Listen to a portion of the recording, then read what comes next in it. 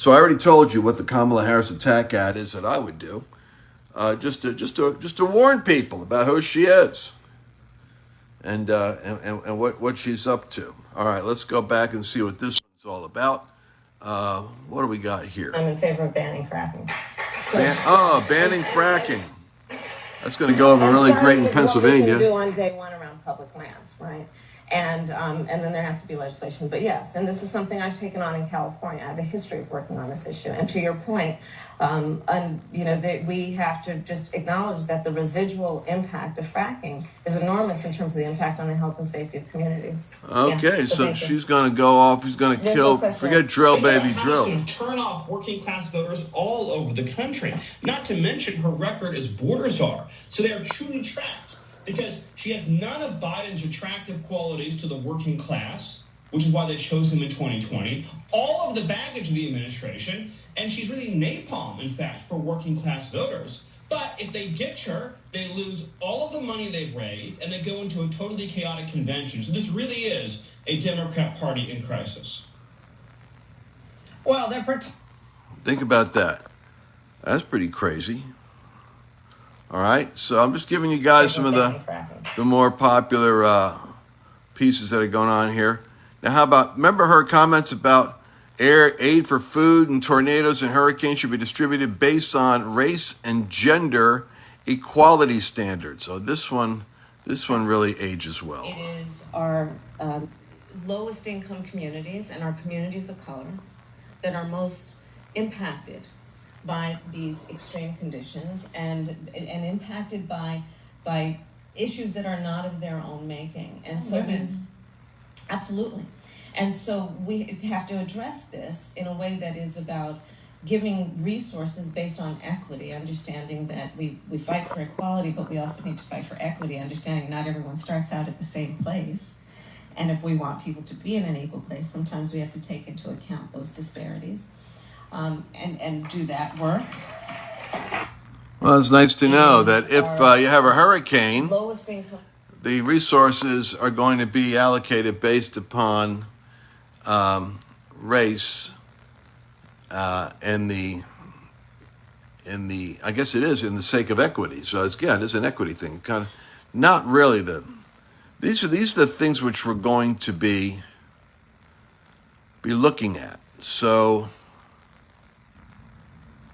what about Black Lives Matter? Well, I'm so happy to hear that she's all for it. Let's see what you got here. Agent for I actually believe, as a former prosecutor, that Black Lives Matter has been the most significant agent for change within the criminal justice system, because it has been a counterforce to the force within the system that is so grounded. I actually believe. Well, okay, that's important. I'm glad that she's all for it. No doubt they'll be out in full force supporting her campaign. What do we got here? I'm just going over Mike Davis's site, by the way. That's all I got. You guys following Mike Davis at all? You ought to. Let me go back to the top of the page. Article 3. This guy is one of the War Room guys, smart guys I first discovered. Where is he? Give me Mike Davis. Mike Davis. There's Mike Davis. So Mike Davis is about the deconstruction of the administrative state. You want to check him out. He's about the Article 3 project. Article 3 projects. Let's get all conversant on these guys. Because he's the key behind all of our Supreme Court appointments. He's the guy that works them through. He helps to pick the best guys and then puts them in. I'm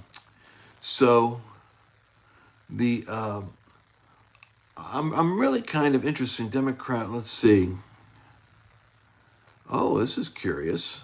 Behind closed doors, Democrats are saying it can't be I her. am not confident at all, because as it was laid out earlier, I do know that, behind closed doors, while I won't name names, that there were people that were absolutely like, it can't be the vice president. So in one breath, they were saying, the president needs to be out. In the next breath, they were also saying it can't be her. I am not confident at all, because as it was... It can't be her. What do you guys think about that? Do you think that they share this sense that she'll be a Think that they believe she'll be a formidable candidate? Do you think that they think she'll be a dud? She supported defunding the police for far too long. The status quo to put more police in the street. Let's see what she thinks about defunding. See, her positions are the most radical left of anyone that's ever run as a Democrat. Let's go hear what she's got to say. The first piece of Here we go. Talk to me about the defund the police movement, and what do you think is the first piece of legislation that should happen towards reforming the police? So, at its essence, Andy, it really, I believe, is about reimagining public safety and how we achieve it. You know, for far too long, the status quo thinking has been to believe that by putting more police on the street, you're going to have more safety. And that's just wrong. It's just, that's not how it works. Won't name names. There were people that were absolutely like, well, I'll tell you what. President. So in one breath, they were saying, I would say that, wow, for far too long, status quo. But again, this whole thing, they get consultants that said reimagine. They get the consultants that tell them, reimagine public safety, reimagine, communities, reimagine relationships. So reimagine the police and public safety. The truth is, the more police you have, the less crime you got. So she is the most radical. She will be the most radical, dangerous leftist to ever run for office. And you know what? She's even not only going to she did a terrible job on the border, not to mention the fact that she would abolish ICE. Oh, yes. She would abolish ICE. The rally you just held were people standing there saying, abolish ICE. Yeah. Is that a position that you agree with?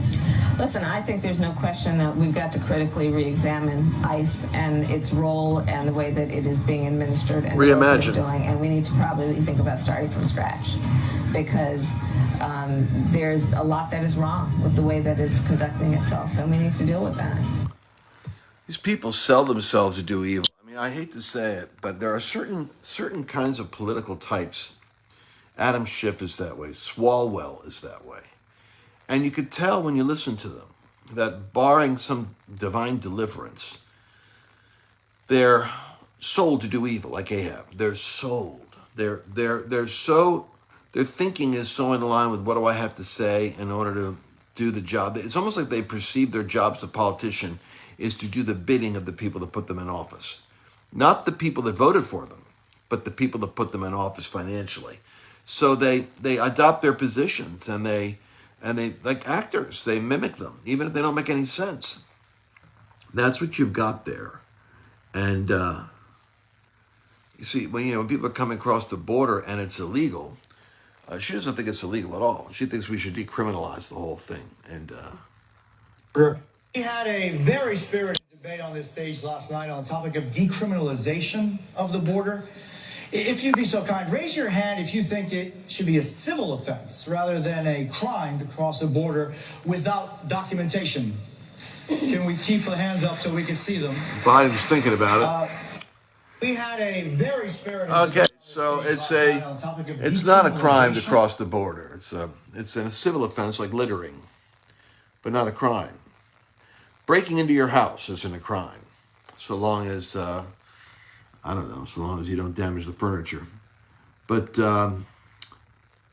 this is going to be, it's going to be interesting how this whole thing is going to be playing out. And I don't want to mitigate for a moment the significance of this statement that Trump is doubling down on, which is, if Biden is not competent to run, stop playing games with the American people. You got two problems. One, why is he running things, or why is he in that position now for the next 6 months?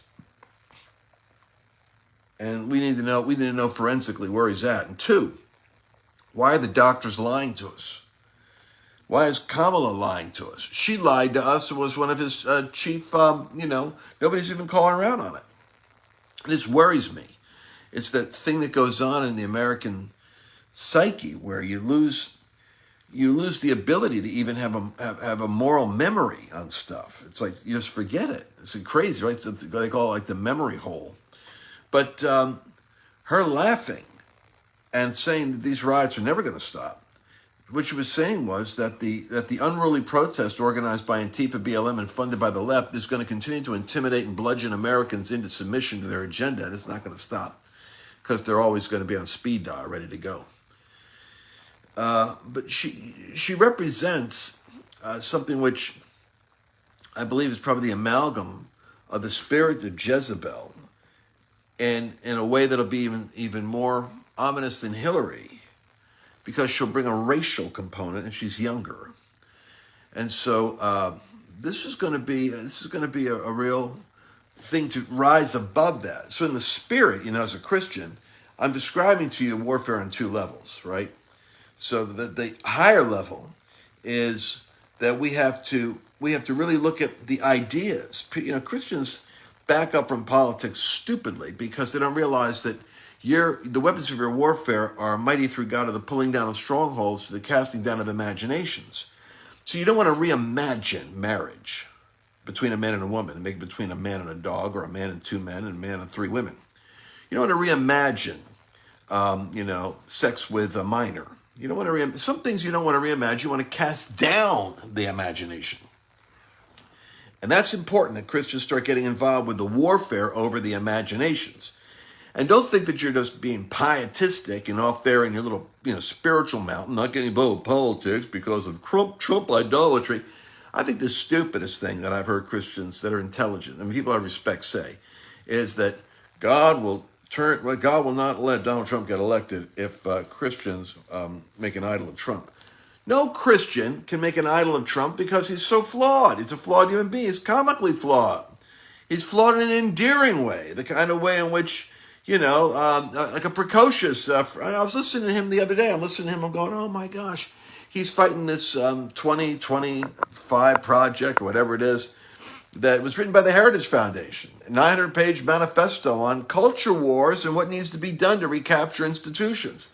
Written by his own policy advisors and former domestic policy personnel and the conservatives.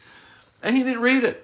But he doesn't want to be labeled with extremism. So he says, I didn't read it. I reject it. Hey, we got extremists in our party. They've got them in theirs. Labeling his own people as extremists. This is not you know how I am about El Salvador. I'm telling you, there's a Cyrus. Bukele is a Cyrus, modern day Cyrus. He builds a modern prison and he locks up MS-13. He doesn't send them to the United States. He locks them up. He's a Christian.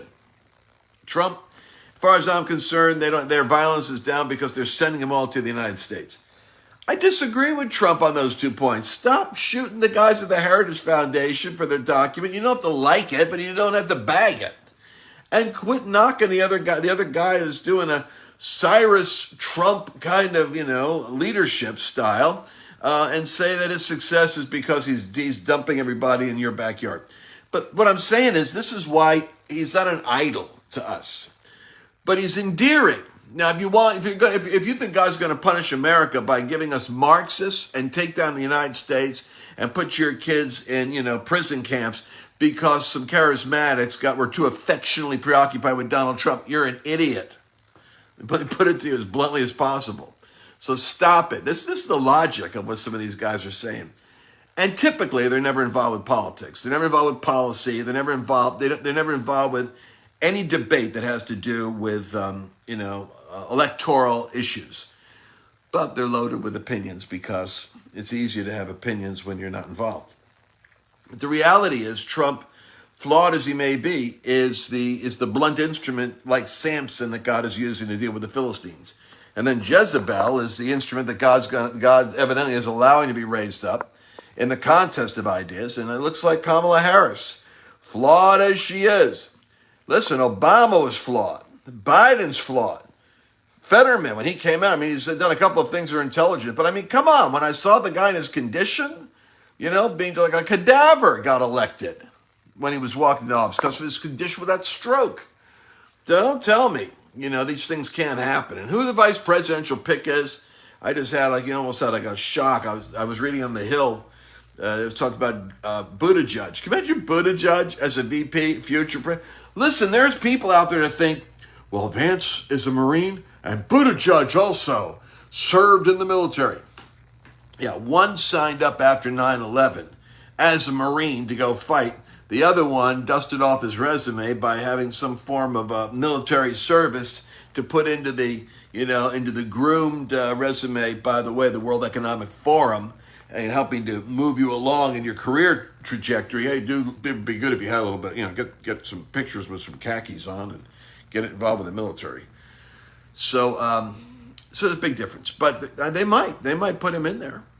And I've always said Newsom, because he's so Pelosi related. There's a dynasty there. There's a lot of money and influence in politics. He's California. Listen, it's the 7th biggest economy in the world, I think. And just the state of California. And you saw him roll out the red carpet for President Xi. The guy is like a globalist. He's like a Macron, like Emmanuel Macron from France. He's telegenic. I don't care what you say. He handled the debate with our guy there in Florida, DeSantis, adequately enough so that nobody walked away saying that, he beat him up like Trump took care of Biden. The guy's a silver-tongued serpent, and he's dangerous. That's why I'm worried about whoever the VP is. I think they're going to come out of that Democratic convention, and you're going to see them neck and neck. I know Trump took a bullet for democracy, but that's our side. 1/3 of Democrats, listen to me. Listen to how screwed up America is because of the media, because of schools, and because of low information voting. 1/3 of the Democrat Party believes Trump set that up in Butler in order to get elected. It's staged. The bandage is fake. I don't know how that you have to really want to believe a lie. The Bible talks about God's giving you over to a spirit of delusion to believe a lie. I wonder if some of these people aren't under judgment right now. Because they believe the people were killed. Either isn't true or they were killed, and how far Trump would go to get reelected. That's how zombified these people are. 1/3? Dang, folks. I'm not talking about somebody, in the mental world. I'm talking about their doctors and there's some of the educated class coming out of colleges. Anyway, I don't want to go there and rant right now. But I want you to know that, Biden stepped down.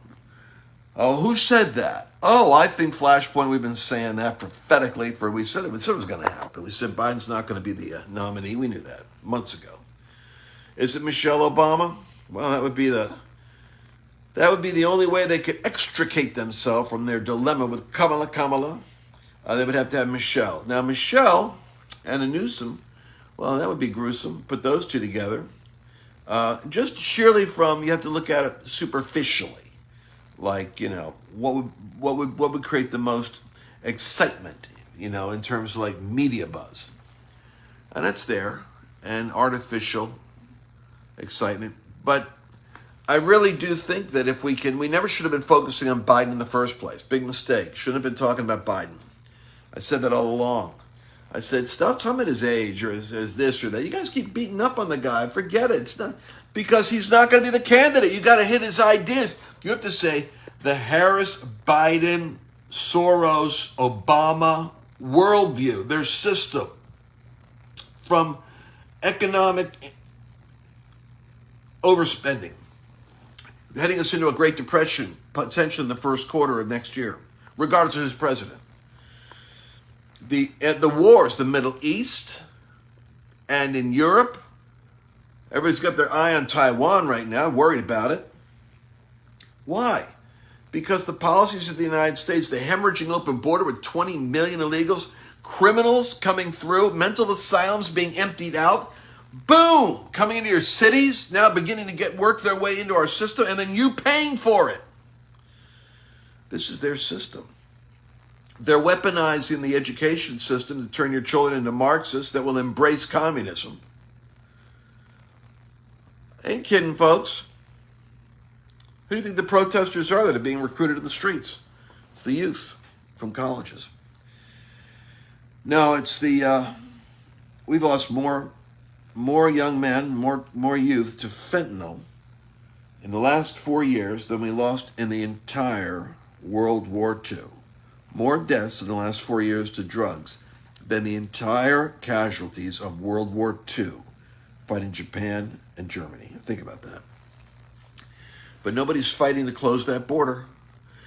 They're going to put their money over in Ukraine. They could care less. As Tucker Carlson said, they just give a middle finger to Americans every day, Republicans and Democrats. That's why J.D. Vance was a great pick. I think J.D. Vance and Trump both are the populist leaders. You're not going to find them doing the moral crusade for, LGBTQ opposition and the abortion issue. And I know that it's a hot button issue for all my listeners. But you know what? That's the church's job. Turn around and start beating up on these pulpits that refuse to get involved with the political discussion, because there's your fault line right there. It's not the political. You can't impose on America a morality that they're not convinced of. It's the job of the Christian to convince the conscience and the heart of what the truth is on a social issue. And if we're not winning there, you don't solve it by going to the courts like the left does and jam it down on people, because eventually you end up with a backlash. It doesn't work, especially with Christianity. But you can use the pulpit in order to probe the conscience of the public and create a pattern of public persuasion that leads to a compelling conviction nationally of the conscience. And then you can embody your values, as the civil rights movement did with Martin Luther King. You can embody it in legislation, but you got to win the battle piercing the imagination. And that's the work of a minister. It's the work of an anointed oracle.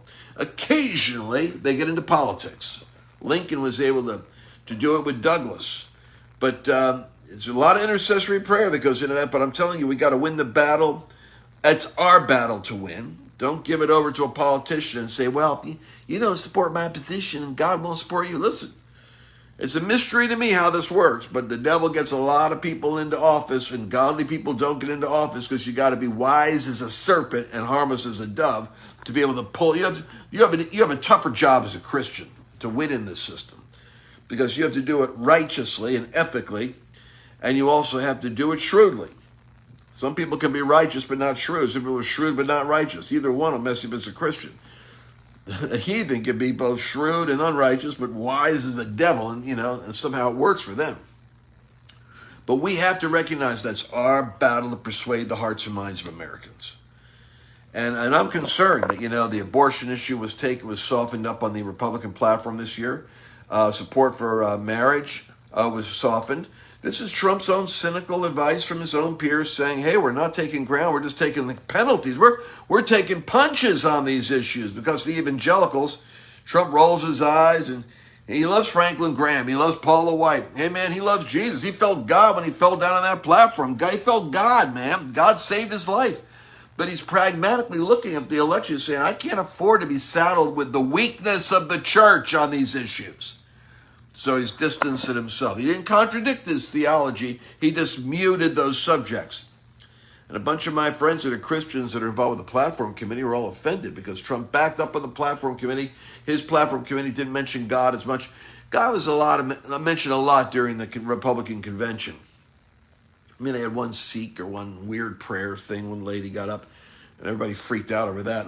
It's like having a witch in a church. Everybody suddenly 100 Christians suddenly are neutralized by one witch. There's a witch in the church. 99, feel like they're contaminated. Something's wrong with that, don't you think?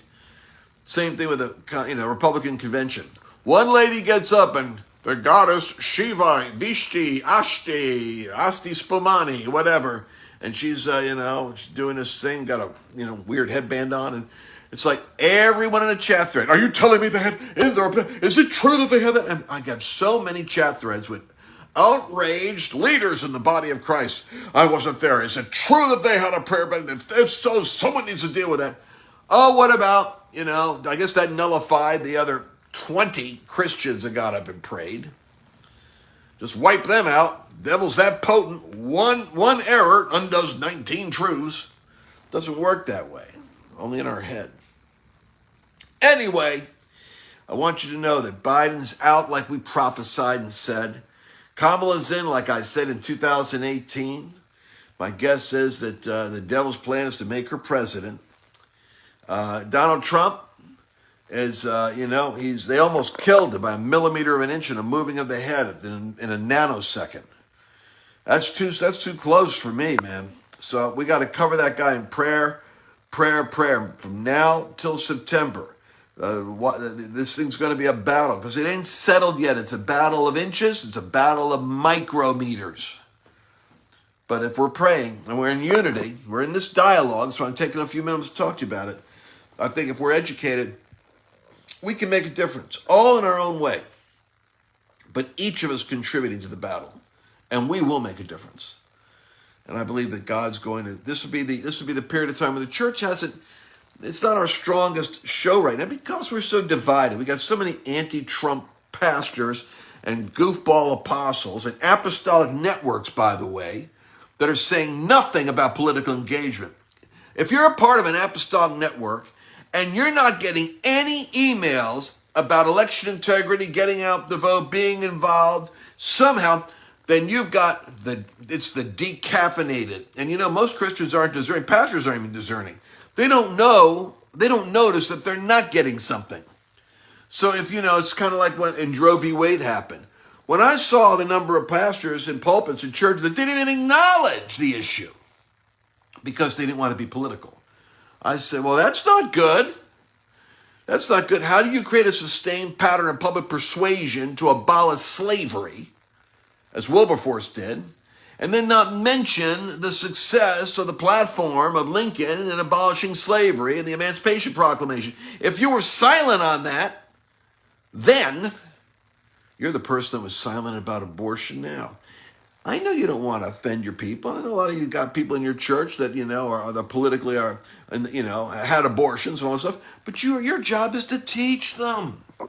Your job isn't to avoid the issue. It's to navigate the issue and enlighten them. All right. Courage Tour is next week. We're going to be in Wisconsin. Pray divine protection. Yes. Pray divine protection. For me, we're going to be doing a day meeting on Monday. It's going to be the Reformation Monday. That's the Courage Tour Day. Living Proof with Mario Murillo. Sunday night, Monday night, Tuesday night, Wednesday night. 4 nights of miracles, signs, wonders, and great old-time 10 evangelism in the tradition of A.A. Allen.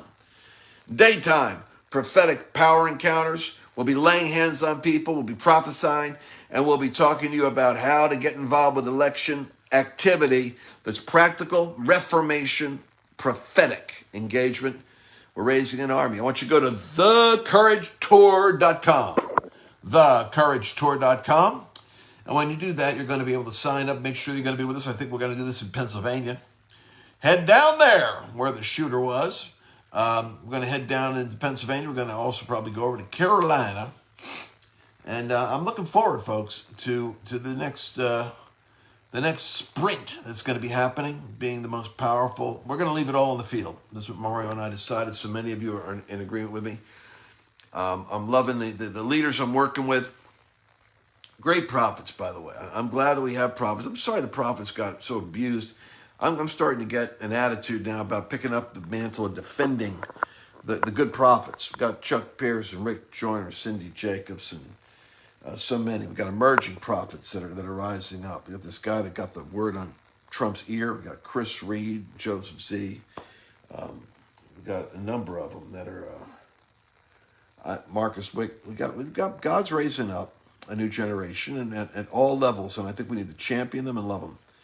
TheCourageTour.com. Join me in Wisconsin next week in the battleground state. Then we're going to be heading towards Michigan also, going back there. Look forward to talking to you. I'll read your comments. I look for your comments. Stay with us in the battle, and we're going to get better and better and sharper, and the sword's going to be able to cut through the spirit and the natural, piercing the dividing of the soul, the spirit, and literally casting down imaginations and every high thing that exalts itself against the knowledge of God in this electoral season.